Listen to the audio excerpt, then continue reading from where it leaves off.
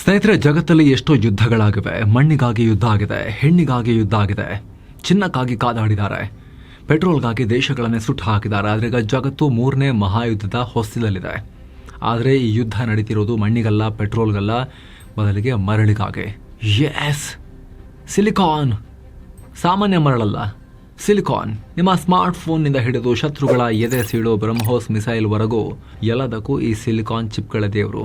ಯಾರ ಹತ್ರ ಚಿಪ್ ಇರುತ್ತೋ ಅವರೇ ಮುಂದಿನ ಪ್ರಪಂಚದ ಬಾಸ್. ಇಷ್ಟು ದಿನ ಈ ವಿಚಾರದಲ್ಲಿ ಚೀನಾ ಆಟ ಆಡ್ತಾ ಇತ್ತು, ಅಮೆರಿಕದ ಕುತ್ತಿಗೆ ಪಟ್ಟಿ ಹಿಡಿಯೋಕೆ ನೋಡ್ತಾ ಇತ್ತು, ಬಗ್ಗಿಸ್ತಾ ಇತ್ತು. ಆದರೆ ಈಗ ಆಟ ಚೇಂಜ್ ಆಗಿದೆ. ಡ್ರ್ಯಾಗನ್ ಕುತ್ತಿಗೆ ಹೆಸುಕೋಕೆ ಅಮೆರಿಕ ಚಕ್ರ ವ್ಯೂಹ ಹೆಣೆದಿದೆ. ಅದೇ ಪ್ಯಾಕ್ಸ್ ಸಿಲಿಕಾ. ಇದು ಬರೀ ಒಕ್ಕೂಟ ಅಲ್ಲ, 21ನೇ ಶತಮಾನದ technology NATO. S, military NATO ಅಲ್ಲ, ತಂತ್ರಜ್ಞಾನದ ನೇಟೋ. ಅಮೆರಿಕದ ಈ ಮಹಾ ಮಾಸ್ಟರ್ ಪ್ಲಾನ್ನಲ್ಲಿ ಭಾರತವೇ ಕಿಂಗ್ ಮೇಕರ್. ಟ್ರಂಪ್ ಟೀಮ್ ಈಗ ನೇರವಾಗಿ ಭಾರತದ ಬಾಗಿಲನ್ನು ತಟ್ಟಿದೆ. ಬನ್ನಿ ನಮ್ಮ ಟೀಮನ್ನು ಸೇರ್ಕೊಳ್ಳಿ, ಚೀನಾವನ್ನ ಅಡ್ಡಡ್ಡ ಮಲಗಿಸೋಣ ಅಂತ ರೆಡ್ ಕಾರ್ಪೆಟ್ ಹಾಕಿದೆ. ಹಾಗಿದ್ರೆ ಏನಿದು ಪ್ಯಾಕ್ ಸಿಲಿಕಾ? ಭಾರತ ಈ ಕೂಟವನ್ನು ಸೇರ್ಬೇಕಾ? ಇದನ್ನು ಸೇರಿದ್ರೆ ನಮಗೆ ಸಿಗೋ ಆನೆ ಬಲ ಏನು? ಚೀನಾದ ಟೆಕ್ನಾಲಜಿ ಸಾಮ್ರಾಜ್ಯವನ್ನು ಧ್ವಂಸ ಮಾಡೋಕೆ ಅಮೆರಿಕ ಹೆಣೆದಿರೋ ತಂತ್ರವಾದ್ರೂ ಏನು? ಬನ್ನಿ ಇವತ್ತಿನ ಈ ವಿಡಿಯೋದಲ್ಲಿ ಈ ಮೆಗಾ ಚಿಪ್ ವರ್ಲ್ಡ್ ವಾರ್ನ ಕಂಪ್ಲೀಟ್ ಕಥೆಯನ್ನ ಎಳೆಯಾಗಿ ಬಿಚ್ಚಿಡ್ತೇವೆ. ಮಸ್ತ್ ಮಗ ಚಾನಲ್ಗೆ ಸ್ವಾಗತ. ನಾನು ಅಮರ್ ಪ್ರಸಾದ್. ದಿಲ್ಲಿಗೆ ಬಂದ ಅಮೆರಿಕದ ದೂತ ಭಾರತದ ಮುಂದೆ ದೊಡ್ಡ ಆಫರ್. ಸ್ನೇಹಿತರೆ, ಸ್ಟೋರಿ ಶುರುವಾಗೋದು ನವದೆಹಲಿಯಿಂದ. ಭಾರತಕ್ಕೆ ಅಮೆರಿಕದ ಹೊಸ ರಾಯಭಾರಿಯಾಗಿ ಸೆರ್ಗಿ ಗೋರ್ ಇತ್ತೀಚೆಗೆ ಭಾರತಕ್ಕೆ ಬಂದವರೇ ಒಂದು ಸ್ಫೋಟಕ ಸ್ಟೇಟ್ಮೆಂಟ್ ಕೊಟ್ಟರು. ಪ್ಯಾಕ್ ಸಿಲಿಕಾ ಒಕ್ಕೂಟಕ್ಕೆ ಭಾರತ ಅಧಿಕೃತವಾಗಿ ಸೇರಬೇಕು. ಮುಂದಿನ ತಿಂಗಳಿದಕ್ಕೆ ಸಂಬಂಧಪಟ್ಟ ಹಾಗೆ ಹೈ ವೋಲ್ಟೇಜ್ ಮೀಟಿಂಗ್ ಇದೆ. ಅಲ್ಲಿ ಭಾರತ ಫುಲ್ ಮೆಂಬರ್ ಆಗಿ ಸೇರೋದಕ್ಕೆ ನಾವು ಆಹ್ವಾನ ಕೊಡ್ತೀವಿ ಅಂತ ಸ್ಟೇಟ್ಮೆಂಟ್ ಕೊಟ್ಟಿದ್ದಾರೆ. ಗಮನಿಸಬೇಕಾಗಿರೋ ಸಂಗತಿ ಅಂದರೆ, ಒಂದು ಕಡೆ ಟ್ರಂಪ್ ಭಾರತದ ಪ್ರಾಡಕ್ಟ್ಸ್ ಮೇಲೆ ಟ್ಯಾಕ್ಸ್ ಹಾಕ್ತೀವಿ, ಬ್ಯಾನ್ ಮಾಡ್ತೀವಿ ಅಂತ ಬೆದರಿಸ್ತಾ ಇದ್ದಾರೆ. ಇನ್ನೊಂದು ಕಡೆ ಭಾರತ ಇಲ್ಲದೆ ನಮಗೆ ಫ್ಯೂಚರ್ ಇಲ್ಲ ಅಂತ ಮಣೆನೂ ಹಾಕ್ತಿದ್ದಾರೆ. ಇದರ ಮರ್ಮ ಏನು ಹಾಗಾದ್ರೆ? ಅಸಲಿಗೆ ಅಮೆರಿಕಗೆ ಈಗ ಜ್ಞಾನವೇ ಆಗಿದೆ. ತನ್ನ ಹತ್ರ ಎಷ್ಟೇ ಸ್ಫೋಟಕ ಇರಲಿ, ದುಡ್ಡಿರಲಿ, ಸಾಲ ಮಾಡಿಕೊಂಡು ಎಷ್ಟೇ ಸಂಪತ್ತನ್ನು ಕಟ್ಟಿರಲಿ, ಫ್ಯೂಚರ್ ಟೆಕ್ನಾಲಜಿಕಲ್ ವಾರ್ನಲ್ಲಿ ಗೆಲ್ಲಬೇಕು ಅಂದರೆ, ಚೀನಾವನ್ನು ಮಣಿಸಬೇಕು ಅಂದರೆ ಇನ್ನೊಂದು ದೈತ್ಯ ರಾಷ್ಟ್ರ ಭಾರತದ ಬೆಂಬಲ ಬೇಕೇ ಬೇಕು ಅಂತ. ಹಾಗಂತ ಬರೀ ಅಗ್ರಿಮೆಂಟ್ ಅಲ್ಲ ಸ್ನೇಹಿತರೆ, ಇದು ಜಗತ್ತಿನ ಪವರ್ ಪಾಲಿಟಿಕ್ಸ್ ಅನ್ನೇ ಬದಲಾಯಿಸುವ ಐತಿಹಾಸಿಕ ನಡೆ. ಪ್ಯಾಕ್ ಸಿಲಿಕಾಗೆ ಭಾರತಕ್ಕೆ ಆಹ್ವಾನ ಅಂದ್ರೆ ಏನಿದು? ಪ್ಯಾಕ್ ಸಿಲಿಕಾ ರೋಮ್ ಸಾಮ್ರಾಜ್ಯದಿಂದ ಚಿಪ್ ಸಾಮ್ರಾಜ್ಯದವರೆಗೆ. ಏನಿದು ವಿಚಿತ್ರ ಹೆಸರು ಪ್ಯಾಕ್ ಸಿಲಿಕಾ?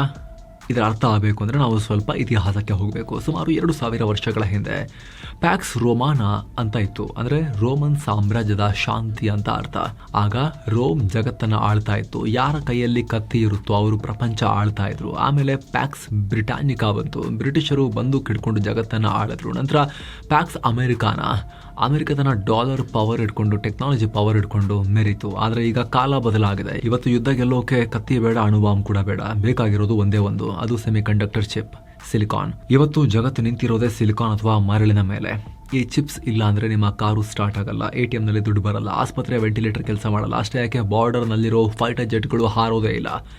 ಇಷ್ಟು ದಿನ ಈ ಚಿಪ್ಸ್ ತಯಾರಿಕೆಯಲ್ಲಿ, ಅದರ ಸಪ್ಲೈ ಚೈನಲ್ಲಿ ಚೀನಾ ತನ್ನ ಪ್ರಭಾವವನ್ನು, ಡೀಪ್ ಕಂಟ್ರೋಲನ್ನು ಹೊಂದಿತ್ತು. ಚೀನಾ ಮನಸ್ಸು ಮಾಡಿದ್ರೆ ಜಗತ್ತಿನ ಎಲೆಕ್ಟ್ರಾನಿಕ್ಸ್ ಮಾರುಕಟ್ಟೆಯನ್ನು ಸ್ತಬ್ಧ ಮಾಡೋ ತಾಕತ್ತನ್ನು ಹೊಂದಿತ್ತು. ಈ ಅಪಾಯವನ್ನು ತಪ್ಪಿಸೋಕೆ ಅಮೆರಿಕ ಒಂದು ಹೊಸ ಟೀಮ್ ಕಟ್ಟಿದೆ. ಅದೇ pack silica.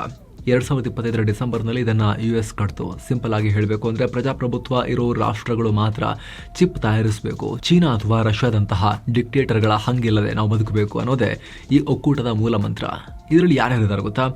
America, Japan, south Korea, Netherland, ASML ಕಂಪನಿಯದವರು ನೆದರ್ಲ್ಯಾಂಡ್, ಹಾಗೆ ಸಿಂಗಪುರ್, ಆಸ್ಟ್ರೇಲಿಯಾ, ಇಸ್ರೇಲ್, ಈಗ ಭಾರತ.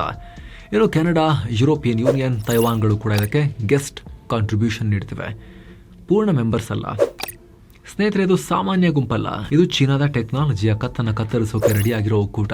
ಟೆಕ್ ಜಗತ್ತಿನ ಅವೆಂಜರ್ಸ್. ಯಾರ ಕೈಯಲ್ಲಿ ಏನಿದೆ ಪವರ್? ಎಸ್ ಸ್ನೇಹಿತರೆ, ಒಂಥರ ಹಾಲಿವುಡ್ ಸಿನಿಮಾದಲ್ಲಿ ಬರೋ ಅವೆಂಜರ್ಸ್ ಟೀಮ್ ಇದ್ದ ಹಾಗೆ ಇದು. ಒಬ್ಬೊಬ್ಬರ ರೋಲ್ ಕೂಡ ಇಂಟ್ರೆಸ್ಟಿಂಗ್ ಆಗಿದೆ, ಒಬ್ಬೊಬ್ಬರ ಒಂದೊಂದು ಶಕ್ತಿ ಇದೆ. ಕ್ವಿಕ್ ಆಗಿ ನೋಡ್ತಾ ಹೋಗೋಣ. Number 1, America, the designer, the brain. Chip ಹೇಗಿರಬೇಕು, ಅದರ ಆರ್ಕಿಟೆಕ್ಚರ್ ಏನು? ಇಂಟೆಲ್, ಎನ್ವಿಡಿಯಾ, ಕ್ವಾಲ್ಕಮ್ನಂಥ ಕಂಪನಿಗಳು ಚಿಪ್ ಡಿಸೈನ್ ಮಾಡೋದ್ರಲ್ಲಿ ಕಿಂಗ್ಗಳಲ್ಲ, ಅವರು ಇದನ್ನೆಲ್ಲ ಡಿಸೈಡ್ ಮಾಡ್ತಾರೆ.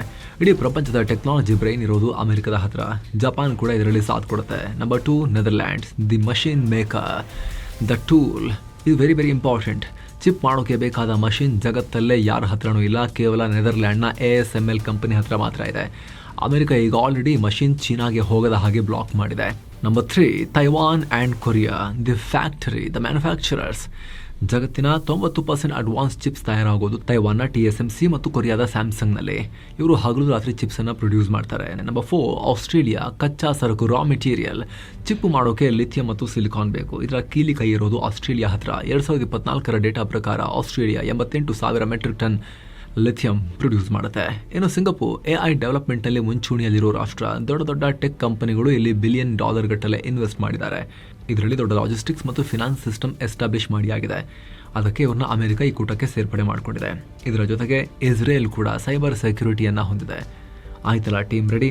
ಚೀನಾದ ಕೈ ಕಟ್ ಬಾಯಿ ಮುಚ್ಚ ಮಾಡೋಕೆ. ಅಲ್ಲ ಸರಿ, ಭಾರತದ ಬಗ್ಗೆ ಹೇಳಲೇ ಇಲ್ವಲ್ಲ.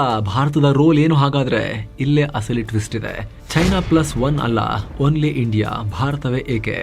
ಮ್ಯಾನುಫ್ಯಾಕ್ಚರ್ ಮಾಡಿಕೊಡೋಕೆ ಕಮ್ಮಿ ಲೇಬರ್ ಕಾಸ್ಟ್ ಇರೋ ರಾಷ್ಟ್ರ ಬೇಕು ಅಂದರೆ ವಿಯೆಟ್ನಾಮು ಇದೆ, ಮಲೇಷಿಯಾನೂ ಇದೆ, ಥಾಯ್ಲೆಂಡು ಇದೆ. ಆದರೆ ಭಾರತನೇ ಯಾಕೆ ಬೇಕು? ಯಾಕೆ ಡಿಮಾಂಡ್? ಇದಕ್ಕೆ 3 ಬಲವಾದ ಕಾರಣಗಳಿವೆ. ಒಂದು, ಸ್ಕೇಲ್. ತೈವಾನ್ ಪುಟ್ಟ ರಾಷ್ಟ್ರ. ಯುದ್ಧ ಆದರೆ ಒಂದೇ ದಿನದಲ್ಲಿ ಮುಗಿದು ಹೋಗುತ್ತೆ. ಅಲ್ಲಿ ಬಾಯಿ ಕಳ್ಕೊಂಡು ಕೂತಿದೆ ಚೀನಾ ಅಲ್ಲಿ. ಆದರೆ ಭಾರತ ಹಾಗಲ್ಲ. ಭಾರತ ಸುದ್ದಿಗೆ ಬರೋದಷ್ಟು ಸುಲಭ ಇಲ್ಲ. Nuclear power Bharat, military power Bharat. ಇಲ್ಲಿ ಲಕ್ಷಾಂತರ ಇಂಜಿನಿಯರ್ಸ್ ಕೂಡ ಇದ್ದಾರೆ. ಚಿಪ್ ಡಿಸೈನಿಂಗ್ನಲ್ಲಿ ಜಗತ್ತಿನ 20% ಕೆಲಸ ಆಲ್ರೆಡಿ ಭಾರತದಲ್ಲಿ ನಡೀತಾ ಇದೆ. ಡಿಸೈನಿಂಗ್ನಲ್ಲಿ, ಮ್ಯಾನುಫ್ಯಾಕ್ಚರಿಂಗ್ ಅಲ್ಲ, ಡಿಸೈನಿಂಗ್ನಲ್ಲಿ. ಅಮೆರಿಕದ ಕಂಪನಿಗಳಿಗೆ ಬೇಕಾಗಿರೋದು ಅಗ್ಗದ ಲೇಬರ್ ಮಾತ್ರ ಅಲ್ಲ, ಬುದ್ಧಿವಂತ ಅಗ್ಗದ ಲೇಬರ್. ಅದು ಭಾರತದಲ್ಲಿ ಮಾತ್ರ ಇದೆ. ನೆಕ್ಸ್ಟ್, ಭರವಸೆ, ಟ್ರಸ್ಟ್. ಚೀನಾವನ್ನು ನಂಬೋ ಹಾಗಿಲ್ಲ, ಯಾವಾಗ ಬೇಕಾದರೂ ಕೈ ಕೊಡುತ್ತೆ. ಆದರೆ ಭಾರತ ಪ್ರಜಾಪ್ರಭುತ್ವ ರಾಷ್ಟ್ರ, ಅಮೆರಿಕದ ಸ್ಟ್ರಾಟಜಿಕ್ ಪಾರ್ಟ್ನರ್. ಹೀಗಾಗಿ ಪ್ಯಾಕ್ ಸಿಲಿಕಾ ಯಶಸ್ವಿಯಾಗಬೇಕು ಅಂದರೆ ಭಾರತ ಈ ಟೀಮ್ನಲ್ಲಿ ಇರಲೇಬೇಕು.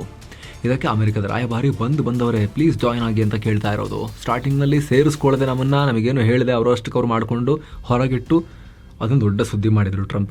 ಭಾರತವನ್ನು ಹೊರಗಿಟ್ಟೆ ಅಂತ. ಈಗ ನೋಡಿದ್ರೆ ಭಾರತ ಬರಬೇಕು ಅಂತ ಕೂತ್ಕೊಂಡಿದ್ದಾರೆ. Dragon ಉಸಿರುಗಟ್ಟಿಸುವ plan. ಚೀನಾಗೆ ಶುರುವಾಯಿತು ನಡುಕ. Yes, Beijing is shaking. ಯಾಕೆ? ಚೀನಾ ಹತ್ರ ದೊಡ್ಡ ಅಸ್ತ್ರ ಇತ್ತು, ಅದು rare earth metals and minerals. ಅಂದರೆ ಎಲೆಕ್ಟ್ರಾನಿಕ್ಸ್ಗೆ ಬೇಕಾದ ಅಪರೂಪದ ಖನಿಜಗಳು. ನನ್ನ ಮಾತು ಕೇಳಿಲ್ಲ ಅಂದರೆ ಕೊಡಲ್ಲ, ಉಸಿರುಗಡಿಸ್ತೀನಿ ಅಂತ ಹೇಳಿ ಚೀನಾ ಆಟ ಆಡಿಸ್ತಾ ಇತ್ತು. ಟ್ರಂಪ್ ಟ್ಯಾರಿಫ್ ವಾರ್ನಲ್ಲೂ ಕೂಡ ಇಡೀ ಜಗತ್ತನ್ನು ಬೆಂಡ್ ಮಾಡಿ ಹಣ್ಣುಗಾಯಿ ನೀರ್ಗಾಯ ಮಾಡ್ತಿದ್ದಾರೆ. ಆದರೆ ಚೀನಾ ಸುದ್ದಿ ಜಾಸ್ತಿ ಹೋಗೋಕ್ಕಾಗಿಲ್ಲ. ಹಾರಾಡೋಕ್ಕೆ ಶುರು ಮಾಡಿದ ತಕ್ಷಣ ಇಮ್ಮಿಡಿಯೇಟ್ಲಿ ಜಿನ್ಪಿಂಗ್ ರೇರ್ ಅರ್ತ್ ಸಪ್ಲೈನ ಕಟ್ ಮಾಡಿಬಿಟ್ರು.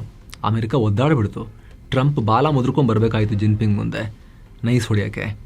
ಹಾಗಾಗಿ ಕಾಯ್ತಾ ಇದ್ರು. ಟ್ರಂಪಿಗೆ ಒಳಗೊಳಗೆ ಅವಮಾನ, ಹತಾಶೆ ಕಾಡ್ತಾ ಇತ್ತು. ಈಗ ಬ್ಯಾಕ್ ಟು ಬ್ಯಾಕ್ ಹೊಡಿತಾ ಇದ್ದಾರೆ ಟ್ರಂಪ್. ಪ್ಯಾಕ್ ಸಿಲಿಕಾ ಮಾತ್ರ ಅಲ್ಲ, ಇಡೀ ಜಗತ್ತಿನ ಆಯಿಲ್ ಮೇಲೆ ಕಂಟ್ರೋಲ್ ಸಾಧಿಸಿರೋದು ಕೂಡ ಈಗ ಚೀನಾಗೆ ದೊಡ್ಡ ಹೊಡೆತ. ಚೀನಾಗೆ ಉಸಿರುಗಡಿಸೋ ಲೆಕ್ಕಾಚಾರ ಅದರಲ್ಲೂ ಕೂಡ ಇದೆ.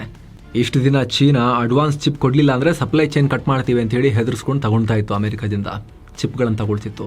ಆದರೆ ಈಗ ಅಮೆರಿಕ ಆ್ಯಂಡ್ ಈ ಪ್ಯಾಕ್ ಸಿಲಿಕಾ ಕೂಟ ಸ್ವಾವಲಂಬಿ ಆಗಿಬಿಟ್ರೆ ರೇರ್ ಅರ್ಥಲ್ಲಿ ಮತ್ತು ಅದರ ಪ್ರೊಸೆಸಿಂಗಲ್ಲಿ ಮತ್ತು ಚಿಪ್ ಮೇಕಿಂಗ್ನಲ್ಲಿ ಚೀನಾದ ಆಕ್ಸಿಜನ್ ನಾಡಿಯನ್ನು ಕತ್ತರಿಸ್ಬೋದು. ಚಿಪ್ ಸಿಗಲಿಲ್ಲ ಅಂತ ಹೇಳಿದ್ರೆ ಅವರ ಮಿಲಿಟರಿ ವೀಕ್ ಆಗುತ್ತೆ. ಅವರ ಮಿಸೈಲ್ಗಳು ಹಳೆ ಕಾಲದ ಕಬ್ಬಿಣದ ಪೈಪ್ಗಳಾಗ್ತವೆ. ಸೊ ಗುಂಡು ಹಾರಿಸದೆಯೇ ಚೀನಾವನ್ನು ಮಣಿಸೋ ಪ್ಲಾನ್ ಇದು. ಇದಕ್ಕೆ ಭಾರತ ಸಾಥ್ ಕೊಡ್ತಾ ಇದೆ ಅನ್ನೋದೇ ಚೀನಾಗೆ ಸಿಕ್ಕಾಪಟ್ಟೆ ಉರಿಯನ್ನು ಹಚ್ಚಿರುತ್ತೆ. ಭಾರತಕ್ಕೆ ಸಿಗೋ ಬಂಪರ್ ಲಾಟ್ರಿ ಏನು? ಎಸ್, ಭಾರತಕ್ಕೆ, ಕರುನಾಡಿನ ಸಾಮಾನ್ಯ ಜನರಿಗೆ ಏನು ಲಾಭ ನೋಡ್ತಾ ಹೋಗೋಣ. ನಂಬರ್ 1, ಹೈಟೆಕ್ ಉದ್ಯೋಗ. ಇಷ್ಟು ದಿನ ಬರೀ ಮೊಬೈಲ್ ಅಸೆಂಬಲ್ ಮಾಡ್ತಿದ್ವಿ, ಸ್ಕ್ರೂ ಟೈಟ್ ಮಾಡ್ತಿದ್ವಿ. ಇನ್ನು ಮುಂದೆ ಚಿಪ್ ಡಿಸೈನಿಂಗ್ ಮತ್ತು ಮ್ಯಾನುಫ್ಯಾಕ್ಚರಿಂಗ್ ಭಾರತದಲ್ಲಿ ಆಗುತ್ತೆ. ಇದರಿಂದ ಬರೀ ಫ್ಯಾಕ್ಟ್ರಿ ಕೆಲಸ ಅಲ್ಲ, ಲಕ್ಷಾಂತರ ಹೈ ಪೇಯಿಂಗ್ ಟೆಕ್ನಿಕಲ್ ಜಾಬ್ಸ್ ಸೃಷ್ಟಿಯಾಗ್ತವೆ. ನಂಬರ್ 2, ಕಮ್ಮಿ ಬೆಲೆಗೆ ಗ್ಯಾಜೆಟ್ಸ್. ಚಿಪ್ಸ್ ನಮ್ಮಲ್ಲೇ ತಯಾರಾದರೆ ಮೊಬೈಲ್, ಲ್ಯಾಪ್ಟಾಪ್, ಎಲೆಕ್ಟ್ರಿಕ್ ವಾಹನಗಳ ರೇಟ್ ಡೌನ್ ಆಗುತ್ತೆ. ನಾವು ಬೇರೆ ರಾಷ್ಟ್ರದ ಮೇಲೆ ಡಿಪೆಂಡ್ ಆಗೋ ತಪ್ಪುತ್ತೆ. Number 3, military power. ಇದು ಬರೀ ವ್ಯಾಪಾರ ಅಲ್ಲ, ರಕ್ಷಣೆ ಕೂಡ ಹೌದು. ಅಮೆರಿಕದ ಲೇಟೆಸ್ಟ್ ಮಿಲಿಟರಿ ಟೆಕ್ನಾಲಜಿ ಭಾರತಕ್ಕೆ ಸಿಗಬಹುದು. ಇದರಿಂದ ನಮ್ಮ ಡ್ರೋನ್ಸ್ ಮತ್ತು ಮಿಸೈಲ್ಗಳು ಕೂಡ ಇನ್ನಷ್ಟು ಸ್ಮಾರ್ಟ್ ಆಗಬಹುದು. ಸ್ನೇಹಿತರೆ, ಫೈನಲಿ ಬಗ್ಗೆ ನಿಮಗೇನು ಅನ್ಸುತ್ತೆ? ಅಮೆರಿಕದೊಂದಿಗೆ ಸೇರಿ ಚಿಪ್ ವಾರ್ನಲ್ಲಿ ಭಾರತ ಭಾಗಿಯಾಗಬೇಕಾ? ಅಮೆರಿಕವನ್ನು ನಂಬಬಹುದಾ ಅಥವಾ ನಾವು ನ್ಯೂಟ್ರಲ್ ಆಗಿರೋದೇ ಸೇಫಾ? ಬಟ್ ಲೇಟ್ ಆಗುತ್ತಷ್ಟೇ. ನಮ್ಮಲ್ಲಿ ಯಾವುದು ಬೇಗ ಇನೋವೇಷನ್ ಅಂತೂ ನಾವು ಜಾಸ್ತಿ ಖರ್ಚು ಮಾಡ್ತಿಲ್ಲ. ಸೊ ತುಂಬ ಹಿಂದೆ ಉಳಿತೀವಿ. ಚೀನಾ ಮೇಲೆ ಡಿಪೆಂಡ್ ಆಗಬೇಕಾಗತ್ತೆ.